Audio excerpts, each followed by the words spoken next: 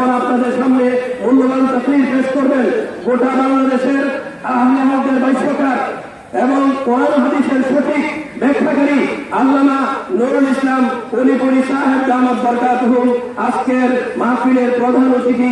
এখন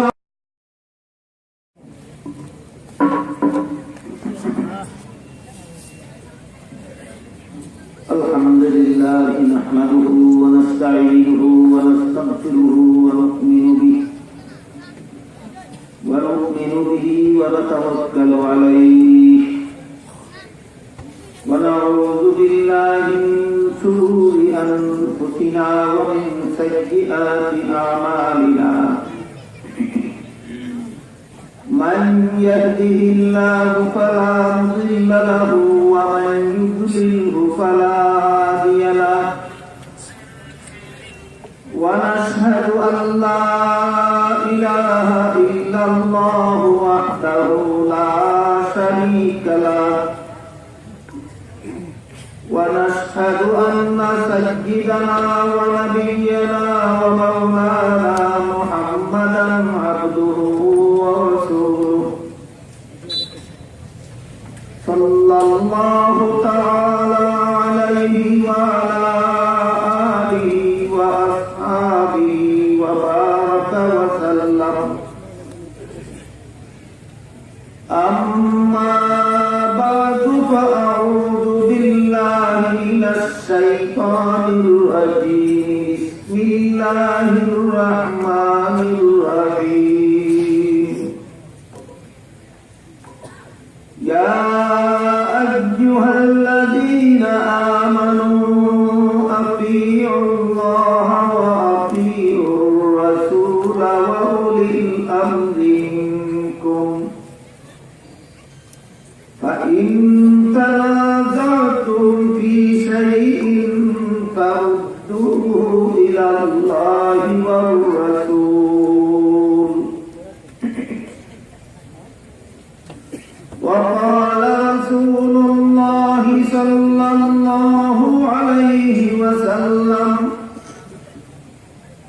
عليكم بسنتي وسنة الخلفاء الراشدين المهديين أو كما قال عليه الصلاة والسلام শ্রদ্ধেয় সভাপতি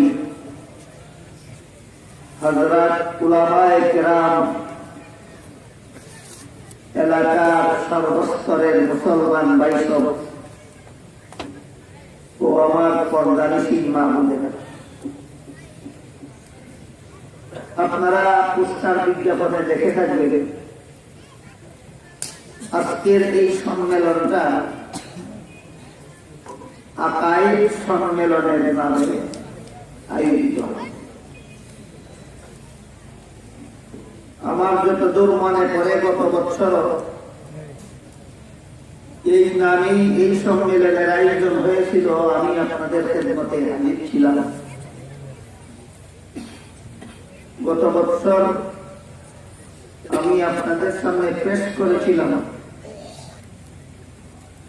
যে কতগুলি আকীদা বিশ্বাস এমন আছে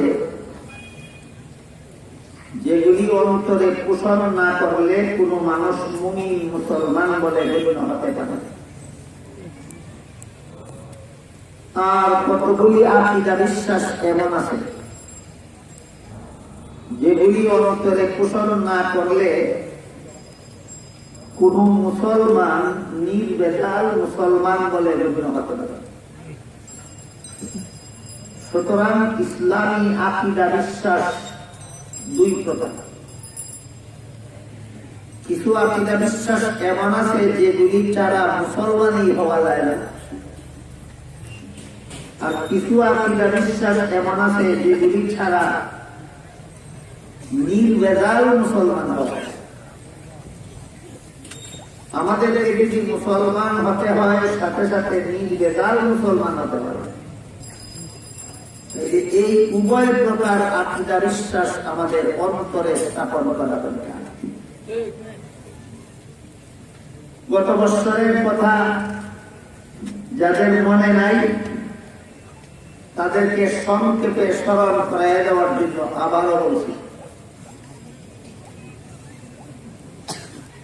মৌলিকভাবে 6টা কথা বিশ্বাস করলে যে কোনো যুগের যে কোনো মানুষ মুমিন মুসলমান বলে গণ্য হতে পারে। এই 6টা কথা ইমানে মুফাসসালের ভিতরে উল্লেখ আছে। অর্থাৎ 1 নম্বরে আমি আল্লাহকে বিশ্বাস করলাম, 2 নম্বরে আল্লাহর ফেরেশতাগণ বিশ্বাস করলাম,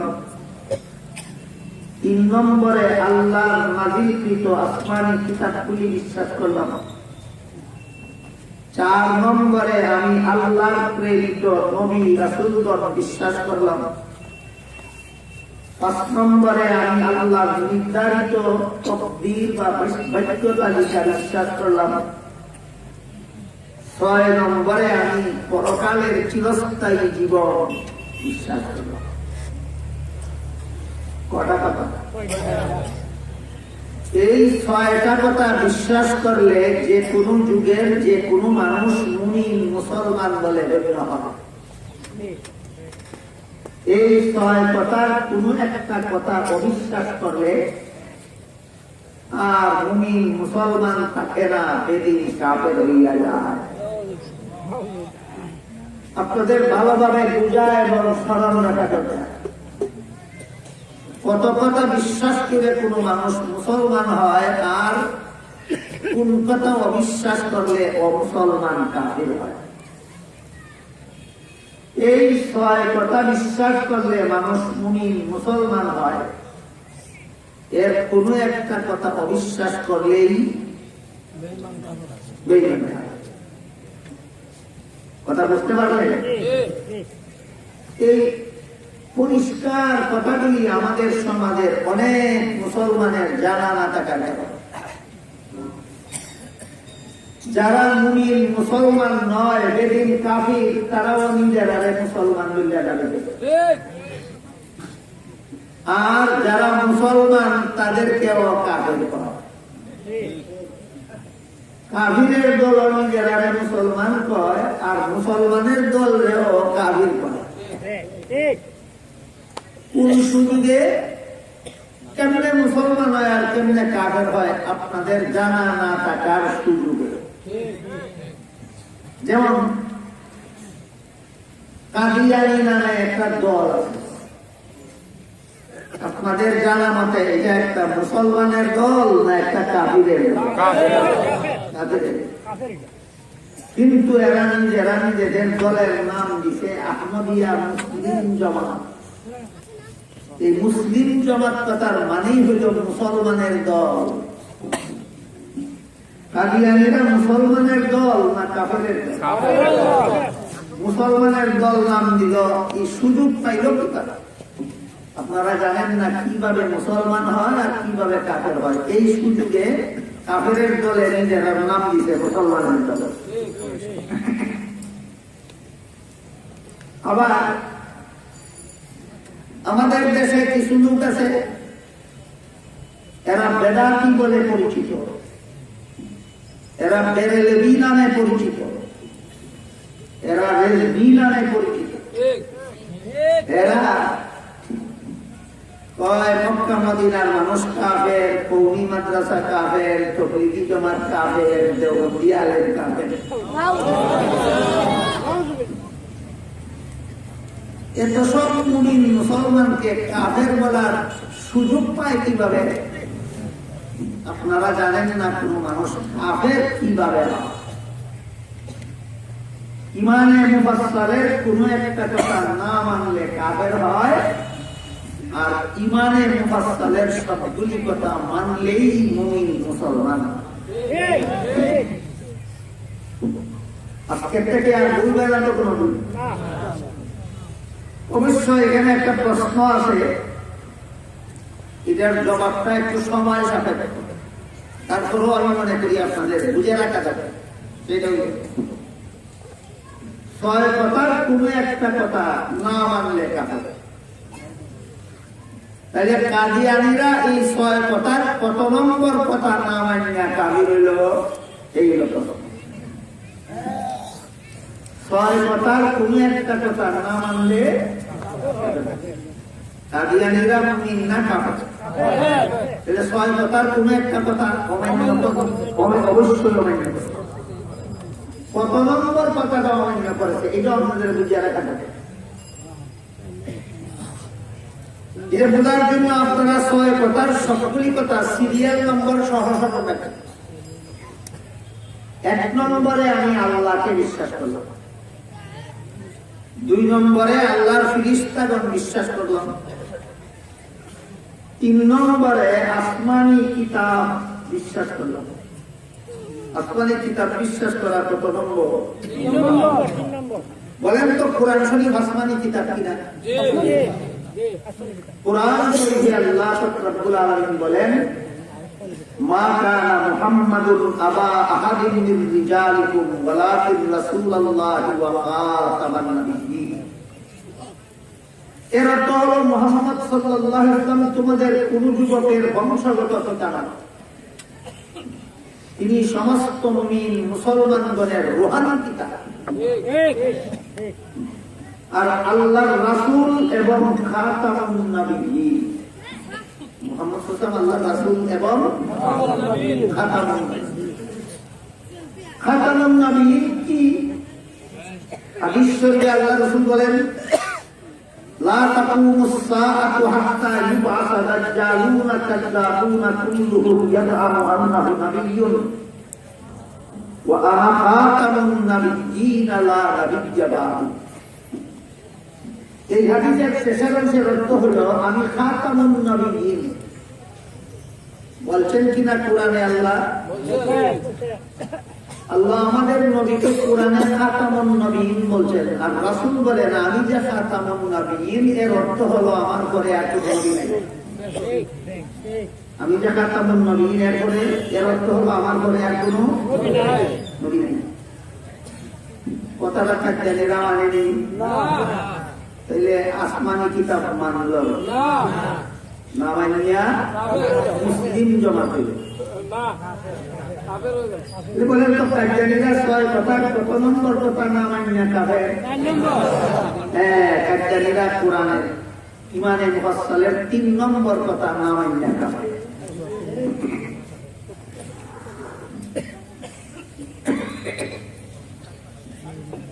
এই ধরনের আরেকটা উদাহরণ যদি আপনারা সহ্য করতে পারেন, হজম করতে পারেন, তাইলে বলো উত্তেজিত হইবেন না। পবিত্র কোরআনের সূরা নামাল এর সূরা নামাল 65 নম্বর আয়াতে আল্লাহ বলেন, লা ইয়ালামু মান ফিস সামাওয়াতি ওয়াল আরদিল গায়বা ইল্লাল্লাহ। হে রাসূল করিম সাল্লাল্লাহু আলাইহি ওয়াসাল্লাম, আপনি বলে দিন আসমান জমিনের কোন বাসিন্দাই গায়েব জানে না একমাত্র আল্লাহ ছাড়া। আল্লাহ ছাড়া আসমান জমিনের কোন বাসিন্দাই গায়েব জানে না। কতটা আল্লাহ কোরআনে বলেছেন? কোন সূরার কত নম্বর আয়াত? যদি কেউ বলে রাসূলের গায়েব জানে, তাহলে আসমানি কিতাব মানল না। আসমানি কিতাব না মানলে তো সুন্নিও না।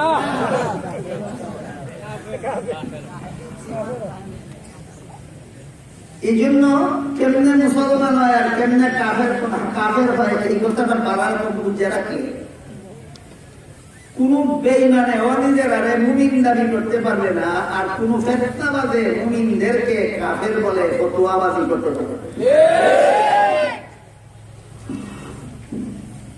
তাহলে আমরা সবাই মুমিন মুসলমান হইলাম কত কথা বিশ্বাস করি?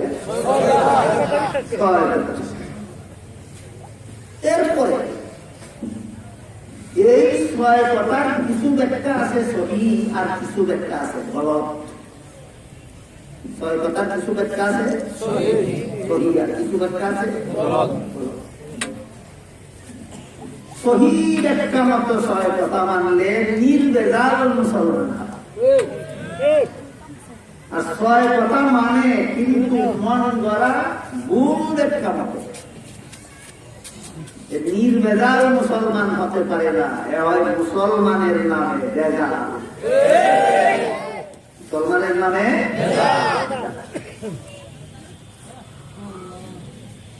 এবার বলেন আপনারা অমুসলমান না মুসলমান? কেমনে বুঝেন আপনাদের মুসলমান? এই কথা মনে রাখবেন। আমি ছয় কথা বিশ্বাস করি, কারণ কাজেই আমি নিশ্চিত ভাবে জানি আমি মুমিন মুসলমান। ছয় কথার কোন একটা কথা যে বিশ্বাস করে না সেই আর মুসলমান থাকে না। এই ছয় কথার 3 নম্বর কথাটা কি? আসমানি কিতাব বিশ্বাস করি। আসমানি কিতাব সর্বশেষ এবং সর্বশ্রেষ্ঠ আসমানি কিতাব কোনটা? এই কুরআনের এক আয়াতে আল্লাহ বলেন ওয়া মা কুন্না গায়িবিন, আমি অনুপস্থিত নই। আমি অনুপস্থিত নই। অনুপস্থিত না হইলে কি? অনুপস্থিত না হইলে কি? যদি বলতেন আমি ব্রাহ্মণবাড়িয়ায় অনুপস্থিত নই, তাইলে বলা যেত সিলেট অনুপস্থিত। যদি বলতেন ঢাকায় অনুপস্থিত নই, তাহলে বলা যেত চিটাগাঙ্গে অনুপস্থিত। যদি বলতেন বাংলাদেশে অনুপস্থিত নই, তাহলে বলা যাইত সৌদি আরবে অনুপস্থিত। যদি বলতেন আমেরিকায় অনুপস্থিত নই, তাহলে বলা যাইত লন্ডনে অনুপস্থিত। যদি বলতেন জমিনে অনুপস্থিত নই, বলা যাইত আসমানে অনুপস্থিত। কিন্তু কোথায় অনুপস্থিত নই নাম না বলায় পরিষ্কার হয়ে গেল আল্লাহ কোথাও অনুপস্থিত নয়।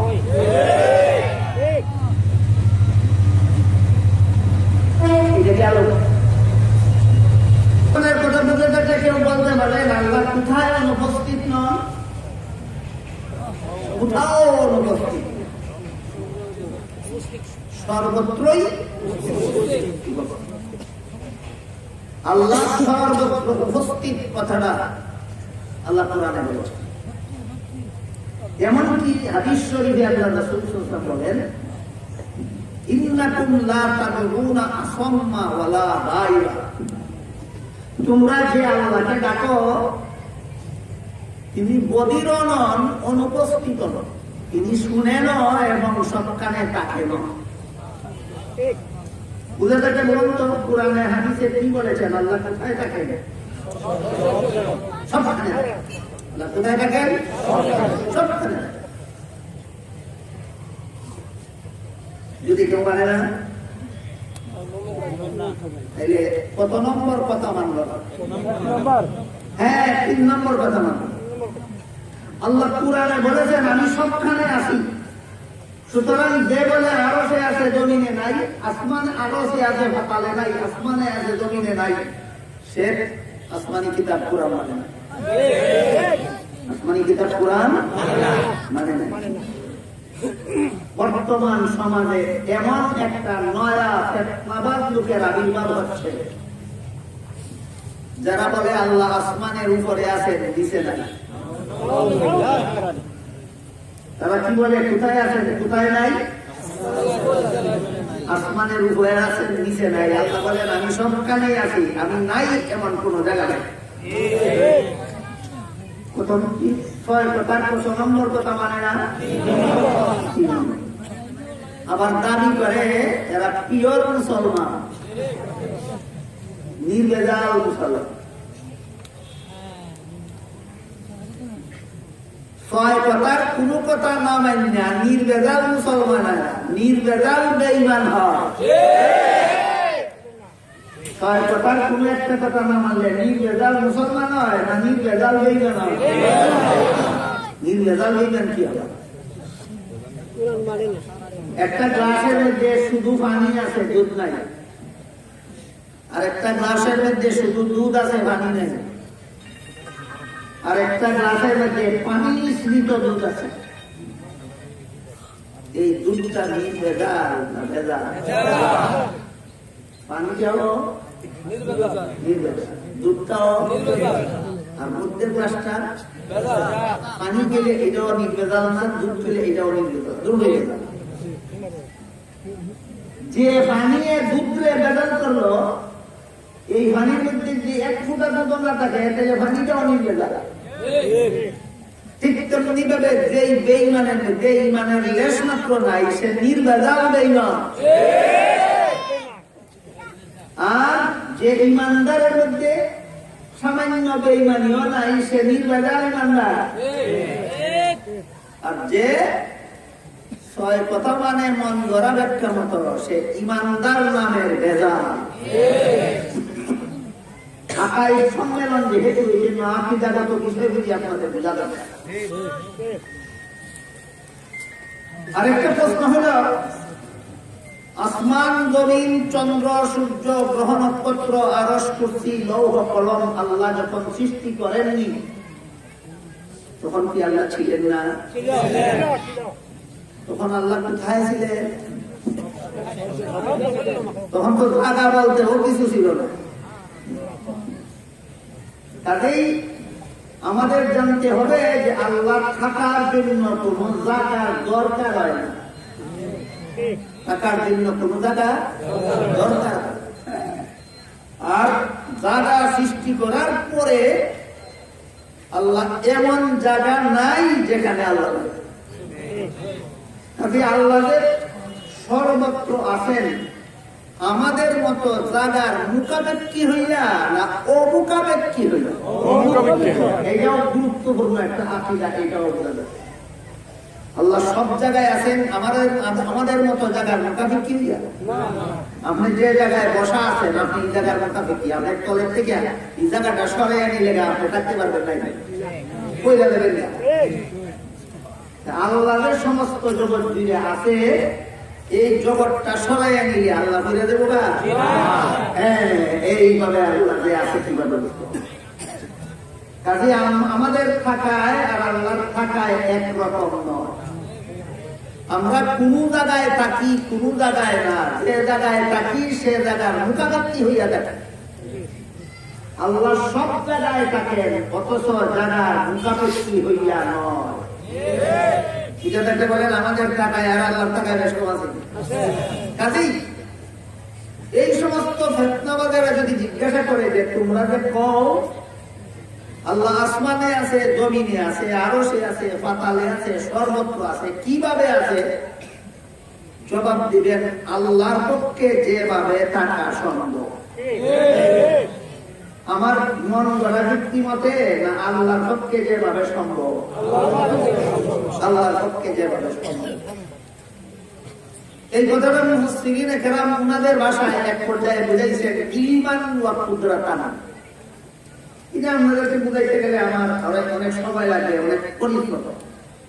কাজে আমি সেদিকে যাচ্ছি। আপনাদের যদি কেউ প্রশ্ন করে আল্লাহ চান করে আছেন কিনা, পাকা সঙ্গে ব্রাহ্মণবাড়িয়া কেমনে যদি কেমনে, আপনি জবাব দিবেন আল্লাহর পক্ষে সম্ভব যেমনে। বলেন কেউ যদি কয় আল্লাহ পাকা সঙ্গে আছেন, কেমনে, কি জবাব দিবেন? আল্লাহর পক্ষে সম্ভব যেমনে। এটা বোঝানোর লাগে একটা উদাহরণ দিয়েছি। আমরা কোনো কিছু দেখি কিনা? কোনো কিছু দেখি। আল্লাহ কোনো কিছু দেখেন না, সব কিছু দেখেন। আমরা কিসের দ্বারা দেখি? চোখের দ্বারা।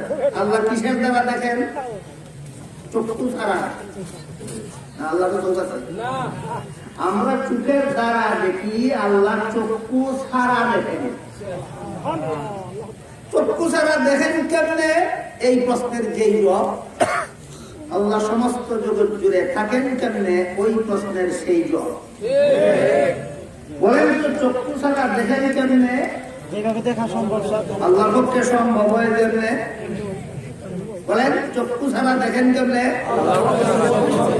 কান ছাড়া শুনেন কেমনে? মন ছাড়া বুঝেন কেমনে? সর্বত্র থাকেন কেমনে? গছ, ফুলা পাতা আমরা বেশি কঠিন কথা ফেসের কথা দিয়ে লাভ নাই, সোজা সোজা কথা বলি মনে রাখি।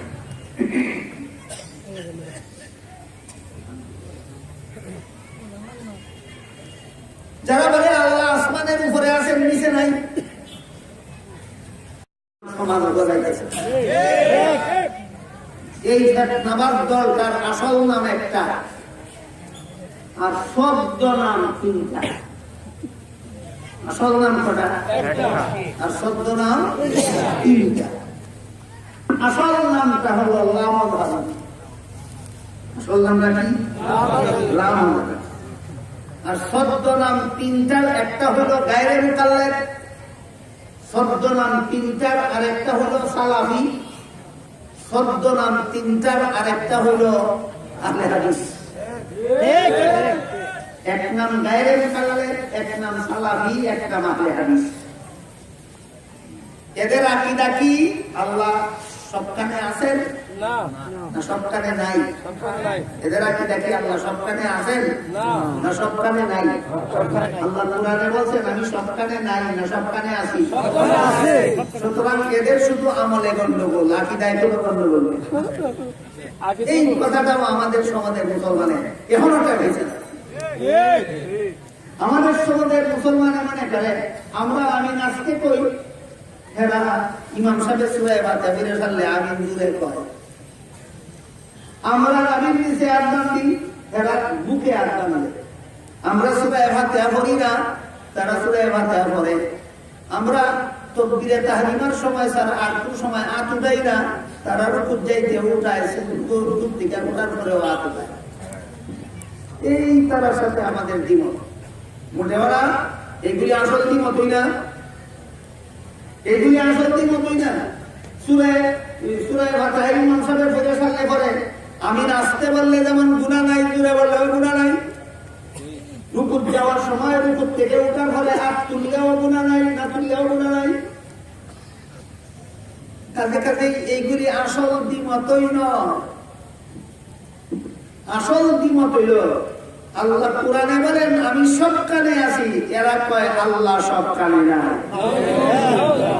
সুতরাং এদের সাথে আমাদের আমলের ইখতিলাফ না আকীদার ইখতিলাফ, এই কথাটা এখনো মুসলমান সমাজে জানা লাগে না। যেহেতু এটা আকাইদ সম্মেলন, এখান থেকেই আপনাদের বুঝে যেতে হবে সহিহ আকীদা বিশ্বাসের অধিকারী কে কে আছে মুসলমান সমাজে, আর ভ্রান্ত আকীদা বিশ্বাসের অধিকারী কে কে আছে মুসলমানের।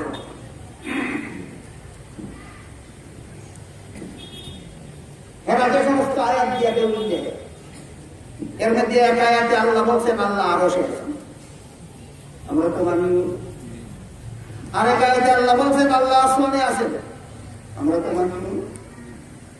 আর আল্লাহ আরশে আছেন আপনারা মানেন না? সবখানে থাকলে আরশে থাকে না? আল্লাহ আসমানে আছেন আপনারা মানেন না? সবখানে থাকলে আসমানে থাকে না? আল্লাহ বলেছেন তোমরা যেখানেই থাকো আমি আল্লাহ সেখানেই থাকি। এটা মানবো না?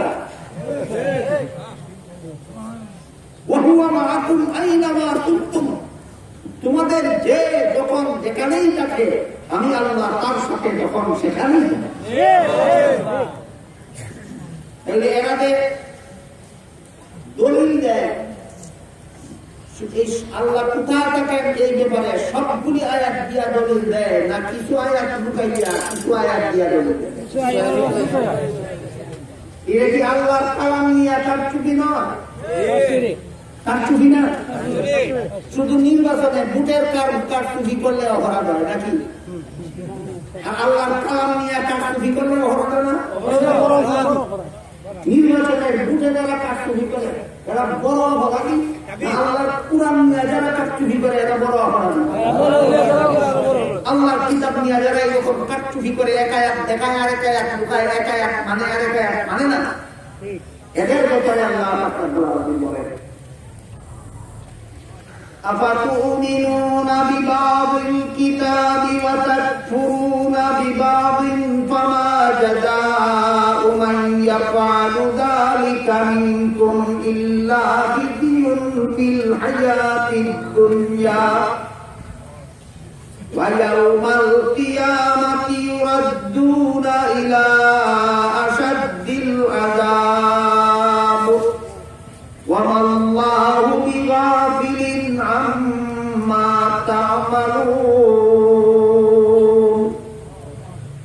তোমরা কি আল্লাহর কিতাবের এক অংশ মানবা আর এক অংশ মানবা না? এমন কারচুপি আল্লাহর কিতাব নিয়ে যারা করো, আল্লাহ বলেন এদেরকে আমি দুইটা শাস্তি না দিয়ে ছাড়ব না, একটা দুনিয়ার জীবনে, একটা আখিরাতের জীবনে। দুনিয়ার জীবনের শাস্তিটা হবে এদেরকে আমি দুনিয়ার জীবনে লাঞ্ছনা আর বঞ্চনা দান করব, পরকালের জীবনে জাহান্নামের ভয়ঙ্কর আযাবে লিপ্ত করব। নির্বাচনের কারচুপির কথা না আল্লাহর কালাম নিয়ে কারচুপির কথা? কালাম নিয়ে কারচুপি।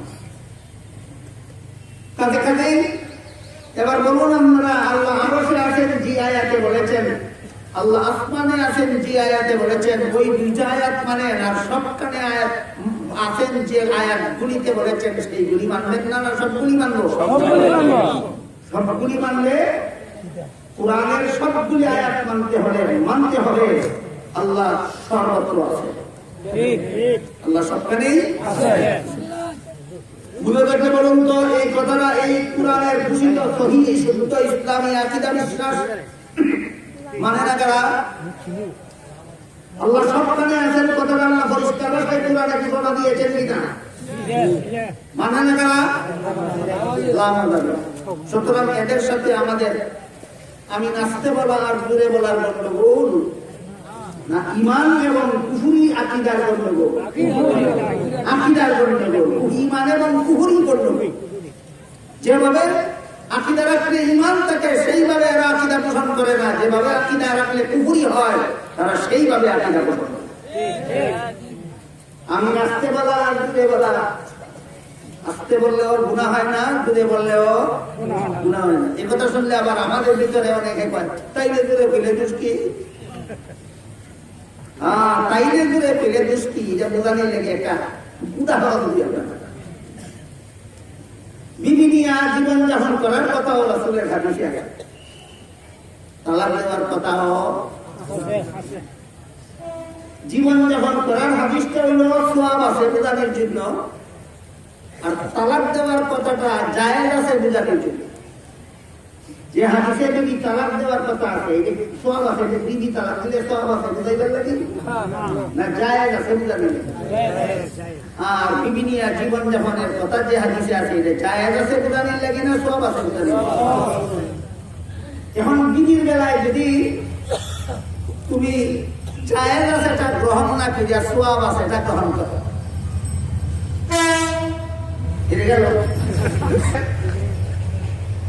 বিবি তালাক দেওয়ার কথা হাদিসে আছে কি নাই? সওয়াব আছে বোঝানোর জন্য না জায়েজ আছে বোঝানোর জন্য? বিবি নিয়ে জীবন যাপন করার কথা হাদিসে আছে কি নাই? জায়েজ আছে বোঝাইবার জন্য না সওয়াব আছে বোঝাইবার জন্য? তাহলে হাদিস তো দুই দিয়ে আছে, কোনটা আমল করবেন? কবেরটা? তেমনি ভাবে আমি জুড়ে বলার কথাও কোন হাদিসে আছে, আমি নাচতে বলার কথাও আছে। জুড়ে বলার কথা আছে জায়েজ আছে বুঝাইবার জন্য, আর নাচতে বলার কথা আছে সওয়াব আছে বুঝাইবার জন্য। যদি সওয়াব আছে হাদিস গ্রহণ করো, জায়েজ আছে হাদিস আমল করো না। এখানে সওয়াব আছে এটা বাদ দিয়া জায়েজ আছে এটা আমল করবা কেন? তোমার বুঝতে ধরছে কি?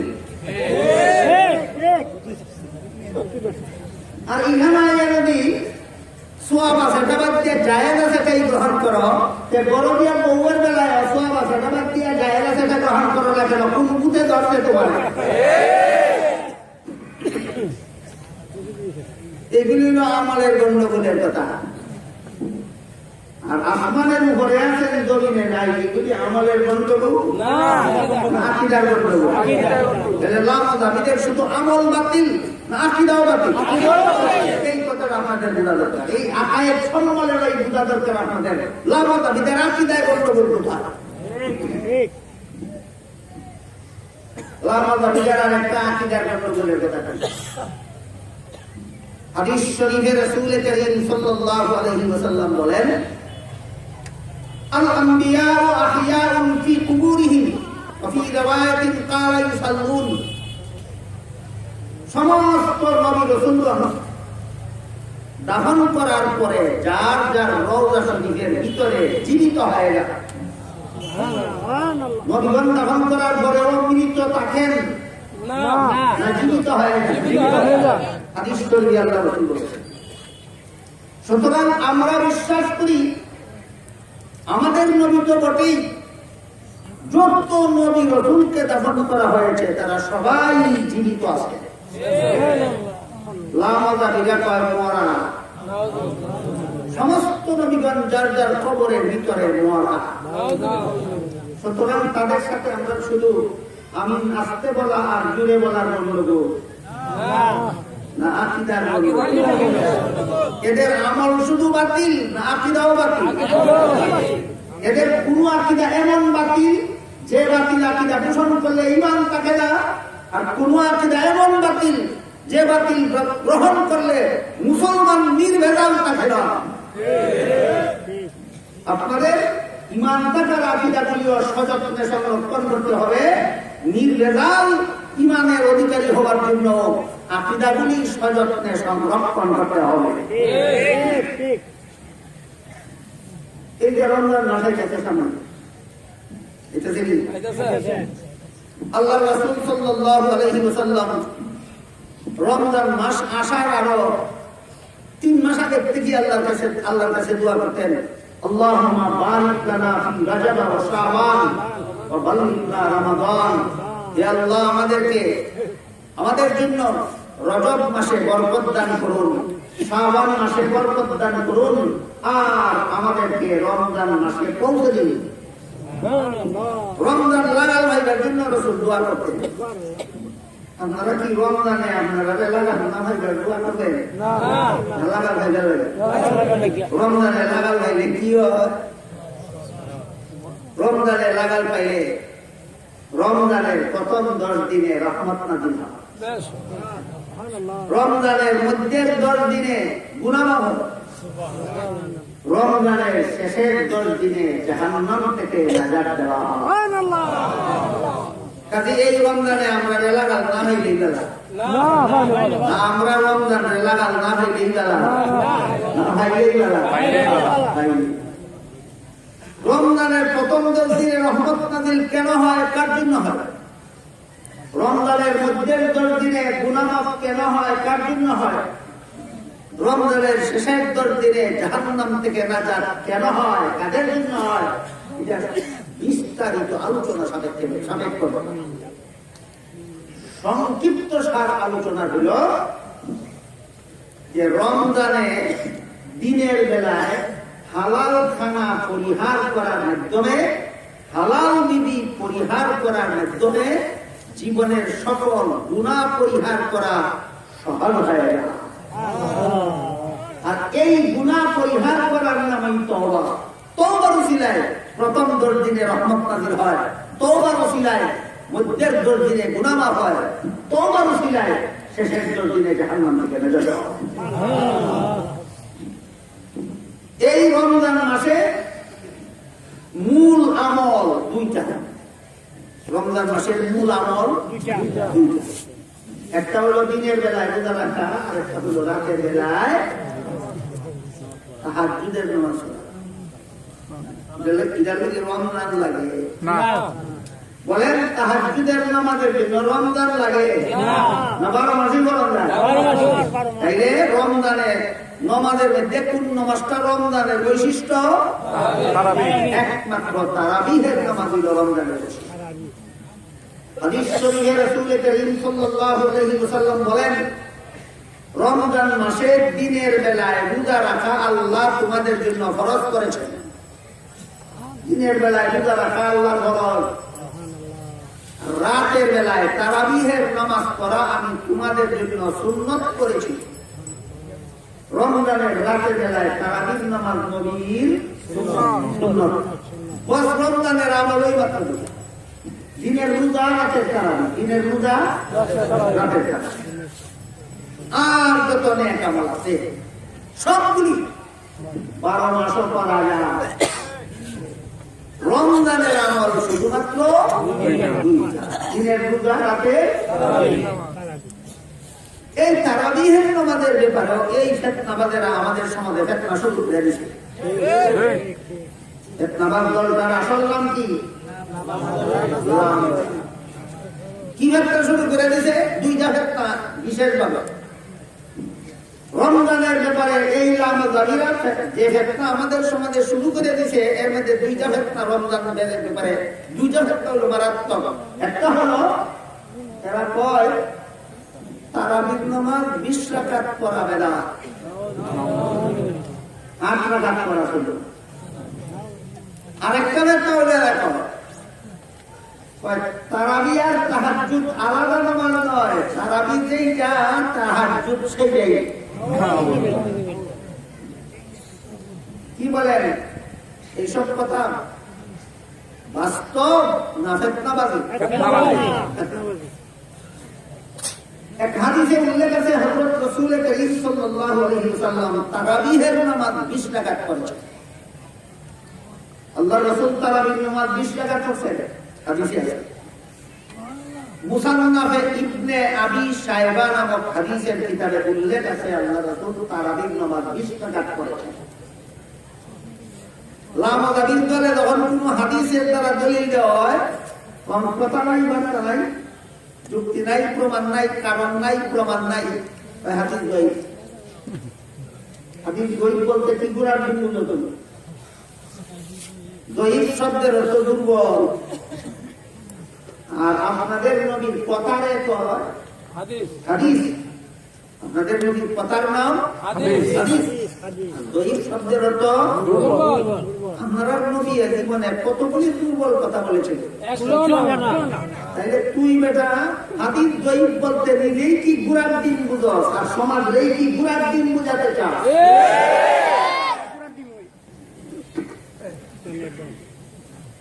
হ্যাঁ, ইলমে হাদিসের পরিভাষায় এক প্রকারের হাদিসের নাম সহিহ হাদিস, আর এক প্রকার হাদিসের নাম হাসান হাদিস, আর এক প্রকার হাদিসের নাম দঈফ। শাব্দিক অর্থে না আলাদা পরিভাষা আছে, সেই পরিভাষা আপনাদের জন্য, সেই পরিভাষার ব্যাখ্যা বিশ্লেষণ এবং আলোচনা হাদিসের ক্লাসের ছাত্রদের জন্য, আপনাদের জন্য না হাদিসের ক্লাসের ছাত্রদের জন্য। কিন্তু লামাযহাবী ফতোয়াবাজারা যেহেতু কথায় কথায় দঈফ হাদিস পারি না কইয়া আপনারা ধোঁকা দেয়, ঠিক না?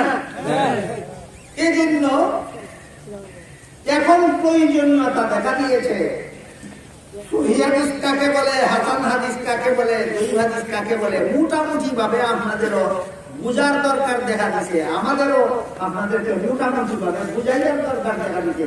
পুরাপুরি বুঝতেও পারবেন না, পুরাপুরি বুঝানো যাবে না, কারণ ইলমে হাদিসের পরিভাষাগুলি বুঝার যোগ্যতা অর্জনের জন্য মাদ্রাসায় একটানা 10 বছর লেখাপড়া করতে হবে। কাজে সহিহ হাদিস কারে কয়, হাসান হাদিস কারে কয়, দঈফ হাদিস কারে কয়, আপনারা পুরাপুরি বুঝবেন না মোটামুটি বুঝার চেষ্টা করুন। আমি একটু বলে দেখি বুঝাইতে পারি। রাসূলের হাদিসগুলি একদল বর্ণনাকারীদের বর্ণনার মাধ্যমে সর্বযুগের উম্মতের কাছে পৌঁছে। প্রথম রাসূলের হাদিস বর্ণনা করেছেন সাহাবাগণ, সাহাবাগণের কাছ থেকে রাসূলের হাদিস বর্ণনা করেছেন তাবেঈন, তাবেঈনের কাছ থেকে রাসূলের হাদিসগুলি বর্ণনা করেছেন তাবেঈন, তাদের কাছ থেকে তাদের ছাত্র, তাদের কাছ থেকে তাদের ছাত্র, তাদের কাছ থেকে তাদের ছাত্র, এইভাবে সর্বযুগের একদল বর্ণনাকারীদের মাধ্যমে রাসূলের হাদিসগুলি আমাদের কাছে পৌঁছেছে। আমাদের পরবর্তী আরেক দল বর্ণনাকারীদের মাধ্যমে কিয়ামত পর্যন্ত রাসূলের হাদিসগুলি রাসূলের উম্মতের কাছে পৌঁছবে।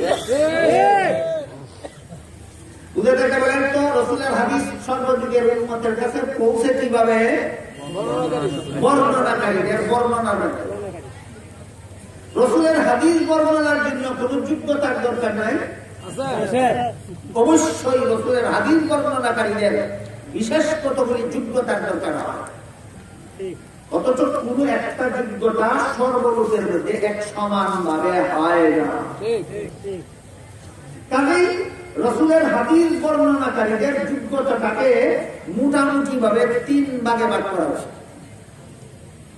উত্তম যোগ্যতা সম্পন্ন বর্ণনাকারী, মধ্যম যোগ্যতা সম্পন্ন বর্ণনাকারী, নিম্নতম যোগ্যতা সম্পন্ন বর্ণনাকারী। হ্যাঁ যোগ্য, তবে যোগ্যতার স্তর তিনটা: উত্তম, মধ্যম, নিম্নতম। উত্তম যোগ্যতা সম্পন্ন বর্ণনাকারীদের বর্ণিত হাদিসকে সহিহ হাদিস বলা হয়। মধ্যম যোগ্যতা সম্পন্ন বর্ণনাকারীদের বর্ণিত হাদিসকে হাসান হাদিস বলা হয়। নিম্নতম যোগ্যতা সম্পন্ন বর্ণনাকারীদের বর্ণিত হাদিসকে মোটামুটি বুঝলেন কিনা? মনে থাকবে কিনা বলেন তো? কোন কোন প্রকার বর্ণনাকারীদের বর্ণিত হাদিসকে সহিহ হাদিস বলে? উত্তম। কোন প্রকার বর্ণনাকারীদের বর্ণিত হাদিসকে হাসান হাদিস বলে? কোন প্রকার যোগ্যতা সম্পন্ন বর্ণনাকারীদের বর্ণিত হাদিসকে সহিহ হাদিস বলে? নিম্নতম। এরা কি অযোগ্য না যোগ্য? যোগ্যের স্তরটা হইল তিনটা। এখন বুঝেন কোন হাদিস মানবেন আর কোন হাদিস মানবেন না। ইসলামী আকীদা বিশ্বাস প্রমাণের জন্য সহিহ হাদিসের দ্বারা দলিল দিতে হয়। সুতরাং আকীদার প্রমাণের জন্য আমরা সহিহ হাদিস কিসের প্রমাণের জন্য সহিহ হাদিস?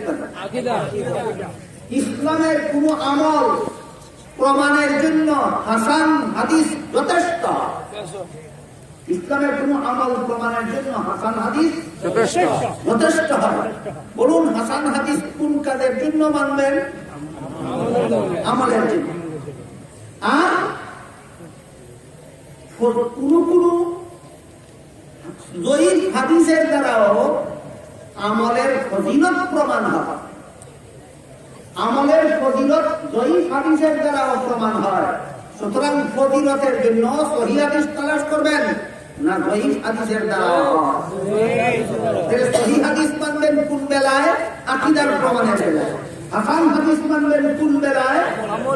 আমলের বেলায়, আমল প্রমাণের বেলায়। জয়ীফ হাদিসও মানবেন কোন বেলায়? ফজিলত প্রমাণের বেলায়। শবে বরাত এর ফজিলত সম্পর্কে যত হাদিস আছে প্রায় সবগুলি দেয়। এই জন্য এই বেদনাবাজারা যেহেতু জয়ীফ হাদিস মানে না, এই জন্য শবে বরাত মানে না। জয়ীফ হাদিস মানে না, না মানার কারণে কি মানে না? শবে বরাতেই মানে না। আমি জিজ্ঞাসা করি জয়ীফ হাদিসগুলি কার কথা? রাসূলের কথা। শুধু বর্ণনাকারী নিম্নতম যোগ্যতা সম্পন্ন হওয়ার কারণে তুমি মানবা না? তাহলে তোমার বাপে যদি কোনো কথা কইয়া দেয় আর এটা যদি কোনো দুর্বল মানুষে তোমার কাছে পৌঁছায়, পৌঁছানোওয়ালা দুর্বল হওয়ার কারণে তোমার বাপের কথা মানবে না? কি বলেন আপনারা? আমার বাপের কথা যে আমার কাছে পৌঁছাইল, মানুষটা দুর্বল। আমার বাপ দুর্বল না বাপের কথা দুর্বল না পৌঁছানেওয়ালা দুর্বল? হ্যাঁ বেটা দুর্বল, সেদিকে আমার বাপ দুর্বল হয়েছে। বর্ণনাকারী যেদিকে তোর রুহানি বাবা তোর রসুল দুর্বল হয়েছে। তাহলে সবাই বেড়াত মানবো না কেন? সবাই বেড়াতে বদলের কথা রসুল বলেন নাই? আমার কথা বুঝে দেখতে এবার বলেন তো কোন হাদিস মানেন কোন হাদিস মানেন না? সব হাদিস মানেন। হ্যাঁ, হকপন্থী মুসলমানেরা সব হাদিস মানে, যেভাবে মানার নিয়ম সেইভাবে মানে। বাতিল পন্থীরা কোন হাদিস মানে কোন হাদিস মানে না। মুসান্নাফে ইবনে আবি শায়বা নামক হাদিসের কিতাবে উল্লেখ আছে হযরত রাসূল করিম সাল্লাল্লাহু আলাইহি ওয়াসাল্লাম তারাবির নামাজ 20 রাকাত করেছেন। কয় হাদিস এই পড়া? ভালো কথা। রাসূলের একটা সহিহ হাদিস আছে, শুনো। একটা সহিহ হাদিসে রাসূল করিম সাল্লাল্লাহু আলাইহি ওয়াসাল্লাম বলেন, আলাইকুম বিসুন্নতি ওয়া সুন্নাতিল খুলাফাইর রাশিদিন আল মাহদিয়্যিন। আমার চালু করা পদ্ধতি পালন করা যেমন ভাবে তোমাদের জন্য অপরিহার্য, তেমনি ভাবে আমার খুলাফায়ে রাশিদিনের চালু করা পদ্ধতি পালন করাও তোমাদের জন্য অপরিহার্য। শুধু নবীর তরিকা পালন করতে উম্মত বাধ্য না রাসূলের খুলাফায়ে রাশিদিনের তরিকা পালন করতে বাধ্য? খুলাফায়ে রাশিদিনের প্রসিদ্ধ খলিফা কজন? হযরত আবু বকর সিদ্দিক রাদিয়াল্লাহু আনহু, হযরত ওমর ফারুক রাদিয়াল্লাহু আনহু, হযরত উসমান গনি রাদিয়াল্লাহু আনহু, হযরত আলী রাদিয়াল্লাহু আনহু। এই চার খলিফার দ্বিতীয় খলিফা হযরত ওমর ফারুক রাদিয়াল্লাহু আনহু রমজানের প্রতিদিন রাতের বেলায় মসজিদে শুধু 20 রাকাত তারাবিহের নামাজ নয়, 20 রাকাত তারাবিহের নামাজে কুরআন খতম করার পদ্ধতি চালু করেছেন। গোলাপের রাশিদিনের চালু করা পদ্ধতি অনুসরণ করতে উম্মত বাধ্য। এটাও দঈফ হাদিসটা সহিহ হাদিস। রাসূলের 20 রাকাত তারাবির নামাজ পড়ছেন, এটা দঈফ হাদিস হওয়ার কারণে যদি বাটা মানত না, হযরত উমরে সহিহ হাদিসের দ্বারা প্রমাণিত হযরত উমর 20 রাকাত তারাবির নামাজ চালু করছেন। এখন যদি মানুষ না, তাইলে তুই শুধু দঈফ হাদিস মানুষ না তা নয়, তুই তো সহিহ হাদিসও মানুষ না।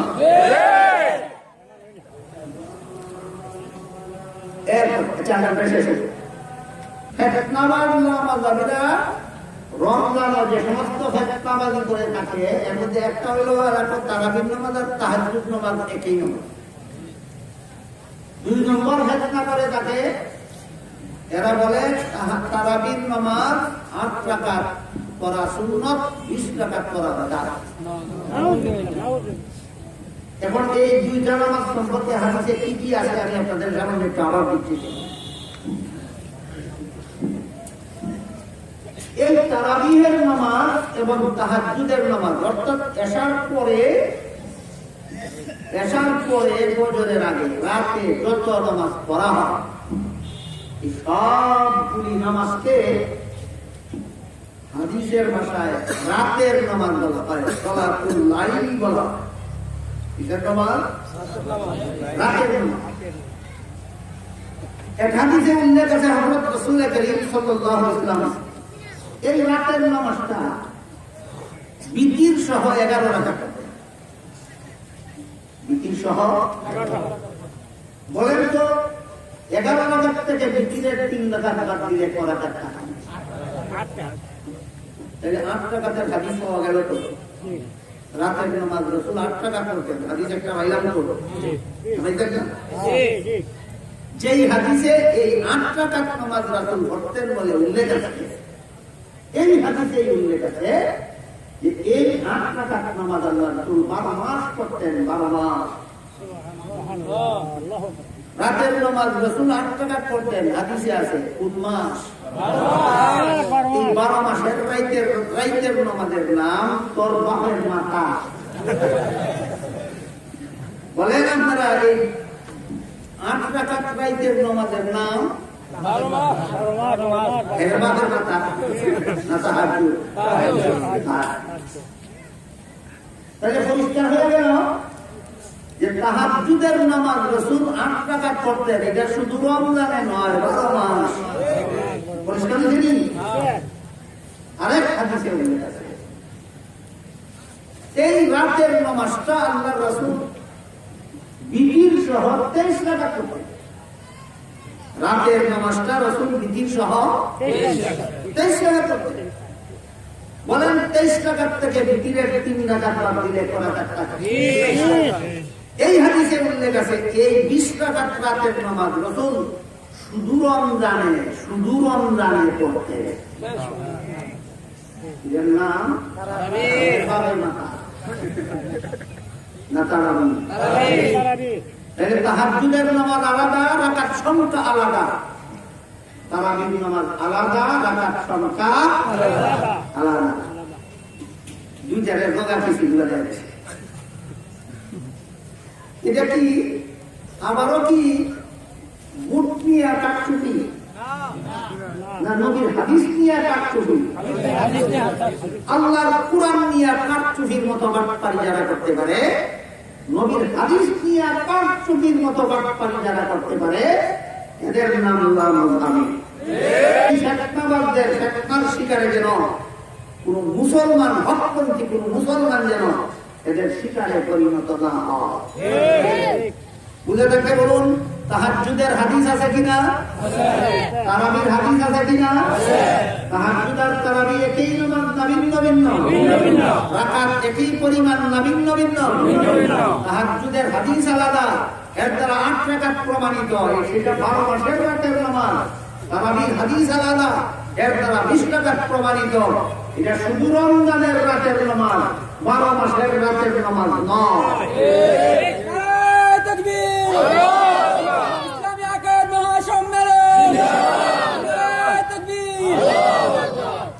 আজকের মতো আমি যে আয়াত তিলাওয়াত করেছিলাম, যে হাদিস তিলাওয়াত করেছিলাম, এর তর্জমা ব্যাখ্যার দ্বারা কাছে না গেলেও এর ভিত্তিতেই কিছু আলোচনা আপনাদের সামনে পেশ করলাম।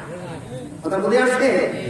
আল্লাহ আমাদের সবাইকে মাযহাব বুঝা, মাযহাব চিনা, মাযহাব মানার তৌফিক দান করুন। সবাই বলুন আমিন। সুবহান রাব্বিকা রাব্বিল ইজ্জাতি আম্মা ইয়াসিফুন ওয়া সালামুন আলাল মুরসালিন ওয়া আলহামদুলিল্লাহি রাব্বিল আলামিন।